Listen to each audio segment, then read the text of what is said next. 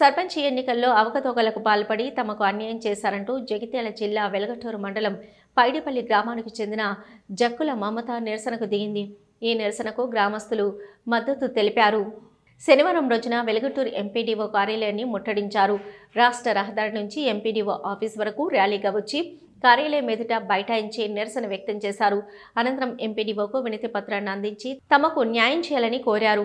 ఈ సందర్భంగా పలువురు మాట్లాడుతూ పంచాయతీ ఎన్నికల్లో అధికారులు ఏకపక్షంగా వ్యవహరించి అవకతవకలకు పాల్పడ్డారని ఆరోపించారు. ఎన్నికల నిర్వహణపై సమగ్ర విచారణ జరపాలని, ఎల్లుండి జరగబోయే సర్పంచ్ ప్రమాణ స్వీకారం జరగకుండా చూడాలని కోరారు. పోలీసులు కాల్పులు జరిపిన తర్వాతే తమ రక్షణ కోసం రాళ్లను రువ్వాల్సిన వచ్చిందని తెలిపారు. తమపై పెట్టిన అక్రమ కేసులను ఎత్తివేసి గ్రామంలో తిరిగి ఎన్నికలు నిర్వహించాలని డిమాండ్ చేశారు.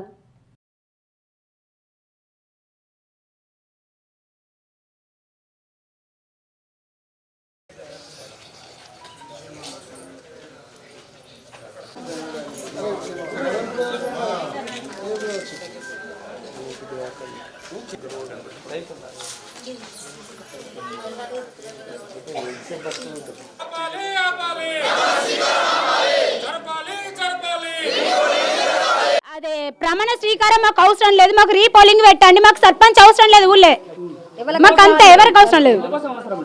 మాకు మేము ఇక్కడ దెబ్బలు పడితే వాళ్ళు పోయి అక్కడ ఉంటుడా, వాళ్ళు ఇక్కడ రీపోలింగ్ పెట్టమని చెప్పాలి, రీకౌంటింగ్ పెట్టమనాలి కదా. వాళ్ళకి న్యాయం ఉంటే వాళ్ళు నిజాయితీగా గెలిచిన వాళ్ళు అయితే ఖచ్చితంగా రీకౌంటింగ్ పెట్టమనాలి. వాళ్ళు ఇంట్లో ఉన్నారు, వాళ్ళు ఒక్క మనిషి లేరు కాదు, వాళ్ళు గంగులో వాళ్ళు లోపలికి అచ్చుడు పోవుడు, మేము పోతాంటేమో మమ్మల్ని ఓనియలేదు, వాళ్ళేమో అచ్చుడు పోవుడు ఐరింగ్ చేస్తేనే మేము బండలు పెట్టిన అంతవరకు మేము ఏమనలే. వాళ్ళు కొట్టినా కూడా పడ్డాం సార్, మేము కొట్టినా కూడా పడ్డాం, నోటికి వచ్చినట్టు బూతులు తిట్టినా కూడా పడ్డాం సార్, మేము ఏదనలేదు. వాళ్ళు ఫైరింగ్ చేసినాక మా రక్షణకు మేము బండలు ఇవ్వట్లేం అంతేగాని వాళ్ళకి దెబ్బలు దాకలేదు. మాకు అది రీపోలింగ్ కావాలి, జరిగే ప్రమాణ స్వీకారం ఆగాలి. ప్రమాణ స్వీకారం అనేది ఆగకపోతే డామినేషన్ మొదలవుతుంది. అందుకనే ఈ ప్రమాణ స్వీకారం ఆగాలని ఊరంతా కదిలొచ్చి ఎంపీడీఓ ఆఫీస్లో వినతి పత్రం పెట్టినాము. నిన్న కూడా కలెక్టర్కి పెట్టినాము, రీకౌంటింగో రీపోలింగో చేయాలని. దాని విషయం కూడా మాట్లాడినాం. ఇక్కడికి సంఘీభావంగా వీళ్ళ ఆవేదనను వ్యక్తపరిచారు కాబట్టి దానికోసమే ఇక్కడికి వచ్చినాం.